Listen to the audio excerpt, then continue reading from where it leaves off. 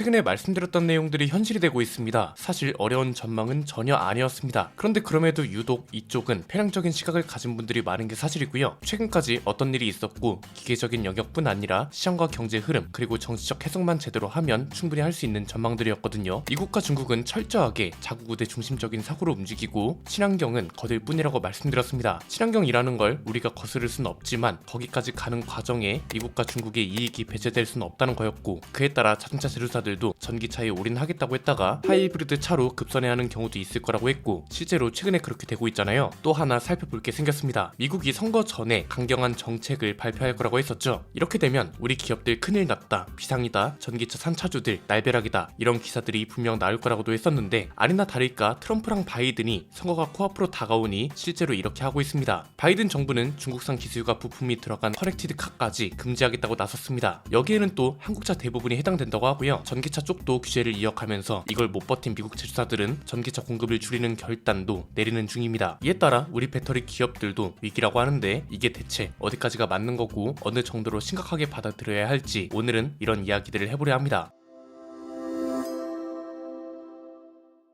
일단 최근에 어떤 발표가 있었는지 간단하게 요약해볼까요? 미국이 중국산 부품을 쓰는 전기차뿐만 아니라 이번엔 아예 커넥티드 카까지 규제하겠다고 나섰습니다. 커넥티드 카가 뭔가요? 자동차 자체를 말하는 게 아니라 자동차의 인터넷을 연결해서 제공하는 거의 모든 서비스를 말하죠. 이 소리는 뭐냐면 사실상 거의 모든 자동차를 규제하겠다는 겁니다. 너무 광범위한 규제인 건데 디스플레이 부품이 될 수도 있고 통신 장비가 될 수도 있고 내장 칩이 될 수도 있고, 이 모든 걸 중국산은 안 된다고 규제해버리겠다 이거죠. 이것만 들어도 굉장히 무모한 발표인 것 같은데, 지금 이 내용은 IRA하고는 별개인 겁니다. IRA는 인플레이션 감축법이라고 해서 전기차랑 전기차 배터리를 중심으로 규제하는 거고요. 이번에 나온 건 스마트 카드를 모두 규제하겠다는 겁니다. 물론 취지는 중국산 스마트카의 성장을 막기 위해 펼치는 일종의 통상 정책인데요. 문제는 이 커넥티드 카가 스마트폰하고 미러링이 되는 차, 원격으로 시동을 걸 수 있는 차, 소프트웨어를 무선으로 업데이트할 수 있는 차, 이런 게 모두 포함된다는 게 문제란 거죠. 국내만 봐도 작년 3월 기준으로 커넥티드 카가 708만 대에 달할 정도입니다. 실제 자동차 등록 대수가 2575만 대 정도 되는데 이 중 27.5%가 이미 커넥티드 카란 거죠. 사실상 최근에 출시되고 있는 거의 대부분의 차들이 규제 범위에 속할 수 있기 때문에 국내 자동차 업계도 긴장을 하고 있다, 뭐 이런 겁니다. 배터리 광물도 지금 중국산에서 탈출하기가 쉽지 않은데, 이건 지금 온갖 전자장비 부품들도 중국산은 절대 안 된다고 선언해 버리니까 어떻게 할 수가 없는 거죠. 그래서 우리 정부랑 기업들도 미국 정부에 의견서를 전달하고 있다고 합니다. 정의는 모호하고 범위는 지나치게 넓으니 정의를 할 거면 제대로 해달라 이거죠. 심지어 배선이나 볼트 같은 것도 규제하겠다는 소리도 될 수 있어서 현대차그룹도 아예 규제 범위를 일부 하드웨어랑 소프트웨어로 한정해달라는 의견서를 냈다고 합니다. 그냥 듣기만 해도 숨이 턱 막히죠. 아무리 중국하고 경제 전쟁을 한다고 해도 이건 미국에 진출해 있는 글로벌 기업뿐만 아니라 미국 제조사들까지 옥죄는 발표가 될 수 있는 거잖아요. 가뜩이나 요즘 미국 자동차 회사들 상태가 어떤가요? 포드는 전기차가 너무 안 팔려서 배터리 주문을 줄였고, 이것 때문에 포드의 배터리를 납품하는 LG 엔솔하고 SK온이 초긴장 중이다, 뭐 이런 얘기도 나오죠. GM이나 스텔란티스도 마찬가지로 전기차는 줄이고 하이브리드 차에 집중하려 하고 있습니다. 가뜩이나 지금 전기차 시장에서도 길을 못 펴고 있는 미국인데 이렇게 한다고 해서 중국을 막을 수 있겠냐 이거죠. 그런데 사실 이런 발표를 한 것도 일종의 보여주기 시기라고 보면 됩니다. 최근에 나온 발표가 크게 두 가지죠. 방금 전에 본 중국산 부품을 쓴 커넥티드 카는 안 된다, 그리고 중국산 전기차가 미국에 발도 못 들이게 하기 위해서 관세를 100%로 올리겠다, 이렇게인데요. 우선 중국 부품 커넥티드 카는 안 된다고 선언하는 이유 간단합니다. 표 때문입니다. 트럼프가 중국을 때리면서 자국 우대 정책을 내세우고 있습니다. 미국인들은 당연히 자국을 위한 정책을 펼친다고 하면서 트럼프 특유의 비즈니스맨 이미지까지 밀고 나가고, 미국 내에서도 적지 않은 전기차를 싫어하는 여론을 파고들면서 지지율을 끌어올리고 있던 거죠. 이걸 본 바이든이 가만히 있을 리 없죠. 야 트럼프, 너는 말로만 하지 나는 행동으로 보여주겠어, 이러면서 아예 바이든은 더 강경한 대응 정책을 발표해버리는 거죠. 그리고 중국산 전기차 관세를 100%로 올린 거, 이것도 비슷합니다. 표 때문에 그런 게 가장 크고요. 중국을 견제해야 한다는 계산도 더해진 결과라고 보시면 됩니다. 왜냐면 이건 새로운 선거 지지율을 위한 일이기도 하면서 현재 집권하고 있는 정부가 자국 기업 활동을 지키기 위해서 하는 대응이라고 보시면 됩니다. 그래서 사실 이런 발표들로 인해서 일희일비할 필요는 없다고 보는 겁니다. 어떤 나라든 선거 전에는 이렇게 강력한 발표가 있기 마련이니까요. 다만 조심해서 나쁠 건 없는 것도 맞습니다. 이게 한편으로는 무슨 소리냐면, 정치 상황에 따라, 그리고 미국이나 중국 같은 큰 나라 기업들이 상황에 따라 시장 흐름이 확 바뀔 수 있다는 거죠. 항상 우리나라 전기차 정책이 치밀하게 가야 한다고 했던 이유도 여기에 있는 겁니다. 뭐 어떤 산업이든 마찬가지겠지만 전기차는 특히 가격이 안정적으로 흘러가는 게 거의 없습니다. 그냥 전기차 자체도 그렇고요. 그에 따라 전기차 배터리 같은 것들도 안정적인 게 없습니다. 제3의 요인 개입이 너무 많아서 그런 건데 요즘 전기차 시장에선 아예 전기차 쇼크라는 표현도 씁니다. 포드를 비롯한 글로벌 자동차 회사들이 생각보다 전기차가 안 팔리다 보니 손실이 계속 커지고 있기 때문에 그런 겁니다. 그래서 전기차 생산을 줄이고 그에 따라 배터리 주문을 삭감하기로 결정하고 있다고 하죠. 이게 무시할 수 없는 규모인 게 포드 혼자 전기차 쪽 진출을 줄이는 게 무려 16조 5천억 원에 달합니다. 포드가 이럴 수밖에 없는 게 전기차 손실만 55억 달러, 우리 돈으로 7조 5,500억 원에 달할 거라고 합니다. 주물량이라는 게 장기 계약을 맺고 하는 게 아니다 보니 배터리 기업들은 당연히 대비를 해야겠죠. 중국도 보면 지금 과잉 생산 때문에 전기차가 남아 돈다고 하잖아요. 다행히 우리 기업들은 그나마 대응을 잘 하고 있는 걸로 보입니다. LG엔솔 관계자가 뭐라고 했냐면 주물량이 증가하거나 줄어드는 건 일반적인 일이다. 수요 공급 사이클에 맞춰 철저히 대비하겠다. 이렇게 말했습니다. 중국이 전기차 과잉 생산도 좀 걱정이 되는 게 이게 무역 장벽을 무력화할 위험도 있어서 그렇죠. 예컨대 원래 판매 가격이 1,500만 원이에요. 그런데 재고가 너무 많이 쌓여서 한 대에 1,000만 원으로 팔아버린대요. 이렇게 되면 관세 100%를 붙여도 큰 타격이 없고 오히려 더 저렴하게 팔 수 있는 거잖아요. 그래서 일론 머스크도 중국의 전기차를 방치하면 다 죽는다는 표현을 했습니다. 아직 미국에 중국 전기차는 진출도 못했습니다. 그런데 이렇게 쌓여있는 전기차를 말도 안 되는 가격으로 팔아버리고 이미 기본 가격도 1,400만 원 내외인 차까지 나왔을 정도입니다. 쉐보레 볼트는 세액공제를 받아도 2,700만 원 정도 하니 일론 머스크도 중국과 무역 장벽을 세우지 않으면 전 세계 대부분의 다른 자동차 회사들을 거의 무너뜨릴 것이다. 이렇게 말한 겁니다. 그래서 미리 대비하고 조심해서 나쁠 건 없다는 겁니다. 사실 지금의 전기차 가격이 내연기관차 수준으로만 내려와도 중국산 전기차의 말도 안 되는 공세에도 대비가 됩니다. 이미 글로벌 자동차 시장이 그렇게 형성되어 있으니까요. 다만 우리나라는 좀 걱정인 게 이미 전기차 정책에 빈틈이 많습니다. 그 결과가 저는 중국산 테슬라 모델 Y의 판매 급증이라고 보거든요. 보조금 혜택을 줄여버린 만큼 차 가격을 내려버리면 소용없다고 했는데 딱 그렇게 돼버렸잖아요. 그래서 사실 뭐 미국에서 선거 전에 이렇게 나오는 이야기들은 그렇게 일희일비할 필요는 없다. 이렇게 정리할 수 있을 것 같고요. 다만 우리나라는 미국이나 중국처럼 자국우대 정책으로 해외 기업들을 압박할 수 있는 상황이 아니기 때문에 어떻게 대처를 해야 할지, 어떻게 해야 우리가 손해를 안 볼 수 있을지 관련 부처에서 치밀하게 연구해서 실현시켜줬으면 하는 바람을 전합니다. 오늘 내용은 여기까지입니다. 내용이 유익하셨다면 구독과 좋아요, 알림 설정 부탁드립니다. 지금까지 저는 안피디였습니다. 감사합니다.